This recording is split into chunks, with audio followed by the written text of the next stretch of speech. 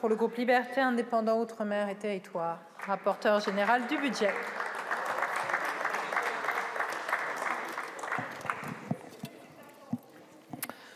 Madame la Présidente, Monsieur le Premier ministre, Mesdames et Messieurs les ministres, Monsieur le Président de la Commission des Finances, Monsieur le rapporteur de la CMP, mes chers collègues. La ligne du groupe Lyot est claire. Elle se résume en 3 points.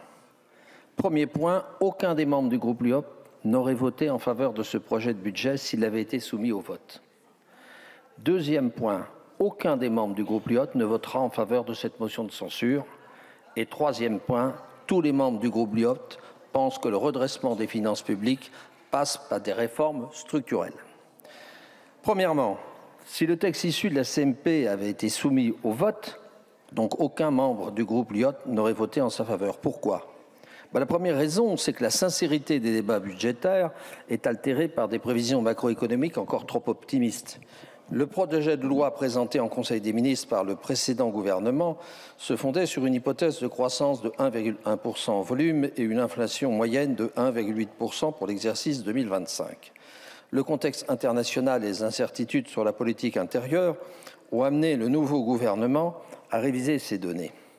Et le ministre de l'Économie prévoit désormais une croissance en volume de 0,9% et une inflation de 1,4%. D'une part, ces estimations sont, comme le souligne le Haut Conseil aux finances publiques, optimistes. Et d'autre part, cette prévision ne tient pas suffisamment compte du caractère récessif des mesures diverses qui sont contenues dans ce projet de loi de finances. Un objectif de croissance plus réaliste serait de l'ordre de 0,7% en volume, et de plus, l'inflation affichée à 1,4% serait toujours un peu élevée, d'après d'ailleurs toujours le même Haut Conseil, en raison des incertitudes qui pèsent sur plusieurs variables, et notamment le prix du baril de pétrole. Une inflation à 1,1, 1,2 aurait été plus prudente. Alors que le PLF 2025, dans la version Barnier, prévoyait un déficit de 5,2 de PIB, celle adoptée au Sénat il y a 10 jours prévoyait un déficit de 5,3%, soit à peu près 133 milliards, mais la copie sur laquelle le nouveau Premier ministre a engagé sa responsabilité table désormais sur un déficit de 5,4 points de PIB, soit à peu près 139 milliards.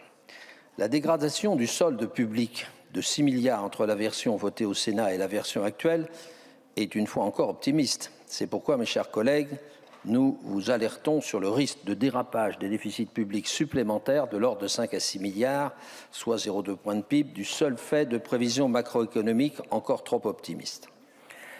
La seconde raison, c'est un double déséquilibre que nous constatons du fait de la hausse du poids des prélèvements obligatoires et du fait de l'aggravation du poids des dépenses publiques dans le PIB. En effet, le gouvernement prévoit un déficit public fin 2024 de 6% du PIB, c'est-à-dire 174 milliards. Face à cet échec dans la gestion de l'argent public, le gouvernement Barnier avait annoncé un redressement significatif. Mais en première lecture, j'ai déjà eu l'occasion d'expliquer pourquoi la présentation de l'effort budgétaire était tronquée. Le gouvernement de Michel Barnier avait annoncé un effort de 60 milliards d'euros via 1/3 de hausse des impôts et 2/3 de baisse des dépenses. Mais cet affichage n'était pas calculé par rapport à la loi de finances initiale pour 2024, mais s'établissait par rapport à un tendanciel hypothétique. La nouvelle présentation du gouvernement Bayrou, c'est-à-dire un effort de 52 milliards, dont 21 milliards de hausse des recettes et 31 milliards de réduction des dépenses, n'est pas si éloignée de celle du précédent gouvernement du côté des recettes, mais plus faible de 9 milliards du côté des dépenses. Et le texte sur lequel le gouvernement a engagé sa responsabilité prévoit en fin de parcours un déficit public de 5,4% du PIB. Mais contrairement à ce qui est annoncé, cette apparente maîtrise des comptes publics résultera d'une hausse du taux des prélèvements obligatoires, c'est-à-dire des impôts et des cotisations sociales, de près de 0,7 points, soit 21 milliards, en passant de 42,8% du PIB en 2024 à 43,5% du PIB en 2025. Quant aux dépenses publiques, elles vont augmenter de 43 milliards, puisqu'elles vont passer de 1 652 milliards en 2024 à 1 695 milliards en 2025. Mais c'est que le poids de ces dépenses publiques dans le PIB s'aggravera de 0,2 points, puisqu'il passera de 56,6% du PIB en 2024 à 56,8% du PIB en 2025. Est-ce là un budget d'austérité? Bien sûr que non. On peut discuter de l'allocation des crédits entre les missions, mais on ne peut soutenir que la dépense publique baisse lorsque la dépense publique progresse de 43 milliards et son poids dans la richesse nationale de 0,2 points de PIB supplémentaire. In fine, nous accentuons la pression fiscale tout en augmentant le poids de la dette publique et des dépenses publiques dans le PIB. Ce budget demande donc aux entreprises 13 milliards de plus et aux ménages 8 milliards de plus, toujours plus. Tandis que la dette publique continue d'augmenter pour atteindre 114,9% du PIB fin 2025, bien loin des 109,6% prévus dans la loi de programmation du printemps 2024, soit un écart de 160 milliards. Or, cette dette ne sert pas à financer des services publics dont les Français bénéficieront. Elle ne sert pas non plus à investir dans la croissance et la transition écologique. Cette dette ne permettra pas d'augmenter significativement le parc de logements pour enrayer la crise que nous constatons chaque semaine dans beaucoup de nos circonscriptions, ni d'améliorer la qualité des services publics.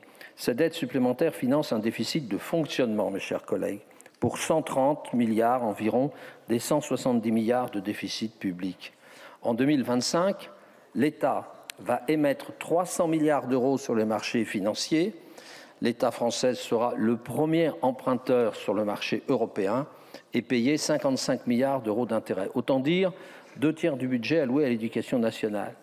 Je vous le demande, mes chers collègues, est-ce qu'on veut imposer toujours plus nos compatriotes pour payer des intérêts d'une dette qui augmente de l'ordre de 8 milliards par an supplémentaires chaque année et qui sont versés pour plus de la moitié à des investisseurs étrangers?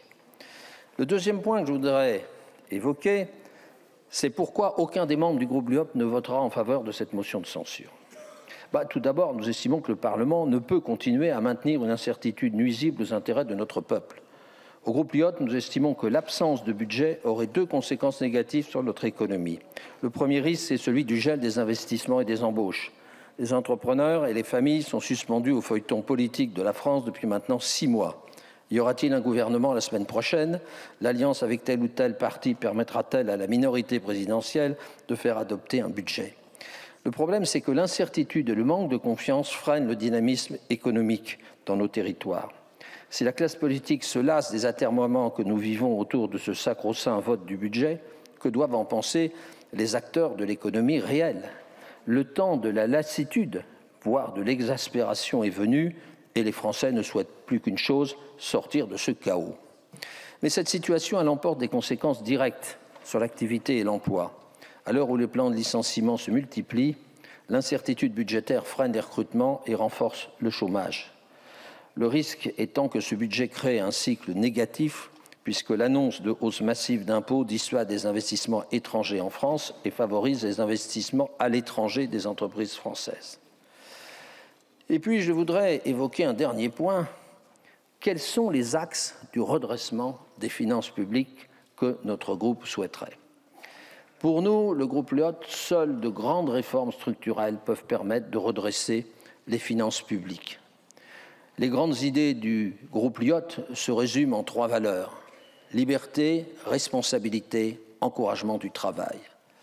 Tout d'abord, relancer un grand mouvement de décentralisation. Monsieur le Premier ministre, nous savons que vous y êtes favorable sur le principe depuis des années, mais en mettant fin aux compétences partagées qui développent les doublons et l'irresponsabilité et redonner une autonomie fiscale aux collectivités territoriales pour rétablir le lien entre les citoyens et les élus et pour responsabiliser tous les acteurs locaux. Notre second axe, c'est de redonner aux partenaires sociaux un vrai pouvoir de gestion. Pas seulement des retraites complémentaires, qu'ils ont beaucoup mieux gérées avec beaucoup plus de courage que les gouvernements successifs sur les régimes de base, mais pourquoi pas d'étendre leurs compétences à des régimes de base. Il en est de même de l'assurance chômage, puisque l'assurance chômage est théoriquement un régime conventionnel, mais en fait, les gouvernements successifs ont vidé les partenaires sociaux de leurs responsabilités. Or, une majorité des partenaires sociaux sont des gens responsables.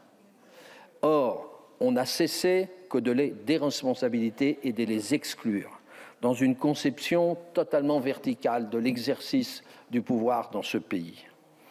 Et puis, en troisième lieu, le troisième axe, c'est qu'il faut récompenser le travail de nos concitoyens en éloignant le SMIC net des minima sociaux par une réforme du système socio-fiscal sans surcoût pour les entreprises pour encourager ceux qui travaillent.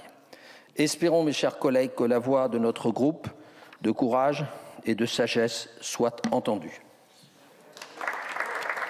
Merci beaucoup, Monsieur le rapporteur général.